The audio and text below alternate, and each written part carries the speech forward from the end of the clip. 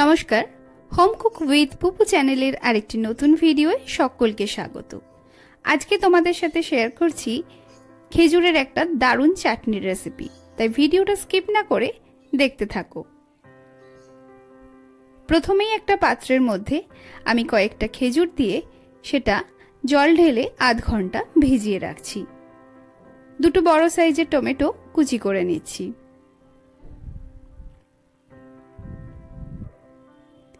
এইবার একটা কড়াইতে দিয়ে দিচ্ছি কিছুটা পরিমাণ সরষের তেল, তোমরা চাইলে সাদা তেলও দিতে পারো। দুটো শুকনো লঙ্কা আর 5 ফোড়ন দিয়ে এটাকে একটুখানি নাড়াচাড়া করে নিচ্ছি।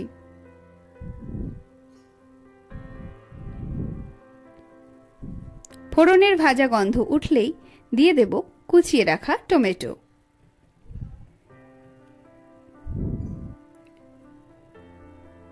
এইবার গ্যাসের ফ্লেমটা মিডিয়ামে রেখে 2 থেকে 3 মিনিট এইভাবেই নাড়তে থাকবো।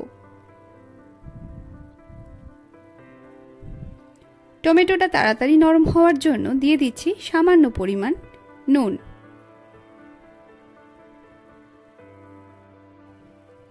যারা চ্যানেলটা এখনো সাবস্ক্রাইব করনি তাদের কাছে রিকোয়েস্ট থাকলো চ্যানেলটা সাবস্ক্রাইব করে বেল আইকনটা প্রেস করে পাশে থেকো। আর চ্যানেলের ভিডিওগুলো তোমাদের কেমন লাগছে কমেন্ট করে কিন্তু অবশ্যই জানিও। টমেটোটা অনেকটাই সিদ্ধ হয়ে এসছে, তাই ওপর থেকে দিয়ে দিচ্ছি হাফ চামচ হলুদ গুঁড়ো। এতে করে চাটনির কিন্তু কালারটা ভীষণই ভালো আসে। আরও 2-3 মিনিট এইভাবেই নেড়ে চেড়ে এইবার আমি এটাকে ঢাকা দিয়ে দিচ্ছি 5 মিনিটের জন্য।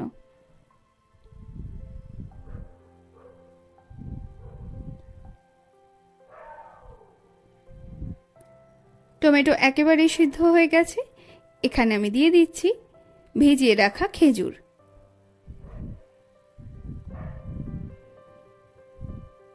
এইবার এই জলের মধ্যে খেজুর আর টমেটো ভালো করে মিশিয়ে নিতে হবে।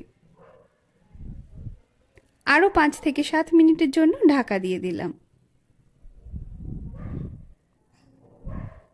খেজুর টমেটো প্রায় অনেকটাই নরম হয়ে গেছে। এইবার এখানে আমি অ্যাড করছি 1 কাপ পরিমাণ চিনি। এই চিনি দিয়ে ফোটানোর সঙ্গে সঙ্গেই কিন্তু তোমরা প্রত্যেকটা স্টেপেই চাটনির কালারটা কিভাবে চেঞ্জ হচ্ছে দেখতে পাবে। তো এইভাবেই কিন্তু এবার এই টমেটোটাকে নাড়তে থাকবো আর হাই ফ্লেমে ফোটাবো।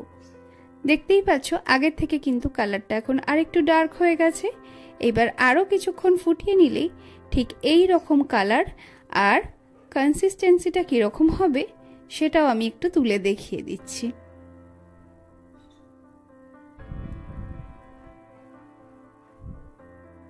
তো ঠিক এই রকম পর্যায়ে আসলেই কিন্তু আমাদের এই রেসিপিটা একেবারে রেডি হয়ে যাবে। তো এবার গ্যাসের ফ্লেমটা অফ করে এর মধ্যে দিয়ে দেব পাতিলেবুর রস। এইবার এই রস দেওয়ার পরে ভালো করে একটু মিক্স করে নিয়ে কিছুক্ষণের জন্য এটাকে ঠান্ডা করে নিচ্ছি।